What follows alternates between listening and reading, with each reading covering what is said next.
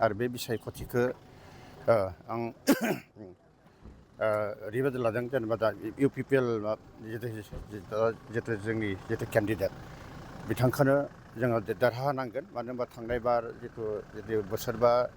जितु प्रमद बर'नि जितु माबाखौ जुदि नायहरोबा बेनि जितु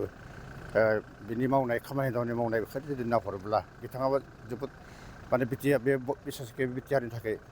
मोजां मोजां उद्योग लादोंमोन दिर्घमियादि जेरै एडुकेसन सेक्टराव मानो होनबा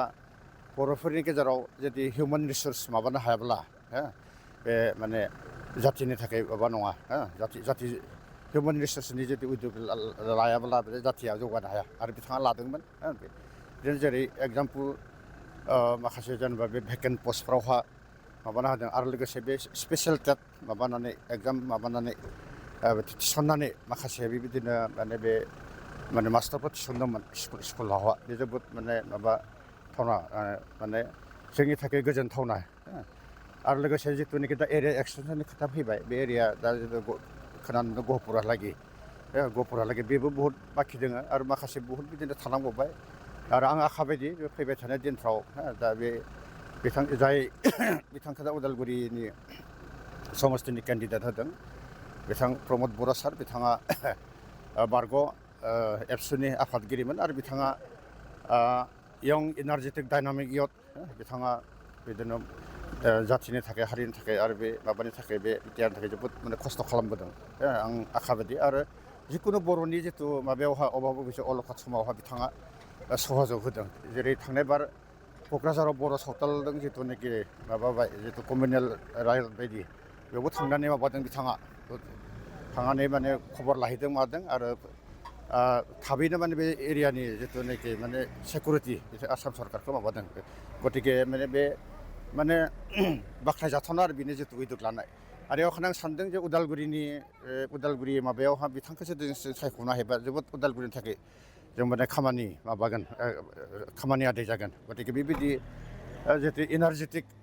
माबाखौ केन्डिडेटखौ जों देरहानांगौ गतिके आं खावलायदों जे बे एरियानि जेसेबां बर' माहारिफोरखौ गतिके बिथांनोनो भटखौ होनांगौ आरो बिदिनो भट होनानै देरहाहोनानै बे एरियानि जितु डेभेलपमेन्ट बेखौ जोङो खाबु लानांगौ एसेनोसै। थांनाय 17 बोसोराव बिपिएफआबोथ' गोबां जौगानाय खामानि मावदों। औ बिपिएफनि बेलायाव माने बिसोरनि खोथाया जाहैबाय माने हर्समियादि दिर्घमियादि नङा माने एकदम सर्ट टार्म आरो बिसोरनि माबाया जेरै माने दा हाग्रामानि माबाखौ जुदि नाहरबा खालि बे माने बुंनो थाङोबा थिकादार टाइपनि माबा क्रियेट खालामनाय माने थिकादार टाइपनि बिसोरखौ माने इजि मानि आर्निंनि माने माखासे माबानाय गतिके बेजों हारिया माने जौगाया गतिके आं बेखौ साना खिन्थु बेजों जितु कम्पेयार खालामबा प्रमद बर'नि जितुनाखि आसनिया दिर्घमियादिमोन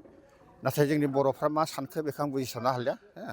आरो बिथाङाथ' थांनाय बोसोरबाबो कमप्लिट मोनाखै बोसोरबानि भितराव बे बोसोरनिया कभिड-19 थांबाय बोसोरथामल'सो बे बोसोरथामजों एसेबां माबाखौ मावफुंनाया बे सम्भबबो नङा गतिके आं आसा खालामदों बे जितु UPPL सरकारा आगोन फैबाय थानाय दिनफ्राव आरो बिसेसके दा आसाम एसेम्बलि बेवहा देरहायोब्ला माने जोबोद माने बिसेसके बिटिआर आरो बे बर'फोरनि थाखाय माने बांसिन खामानि मावगोन बिथांमोना आं आसाबादि बे सानैनि भितराव आंथ' फिटेटखौ दिपेन बर' सारखौनो आङो फिटेट नुहुरदों बिथाङा आं दहायनो होनखादों बिथाङा यं इनार्जेटिक आरो मोनसे बे खामानिनि मानसिखा गतिके आं बिथांखौनो माने साबसिन होननानै आं बेखौ सानो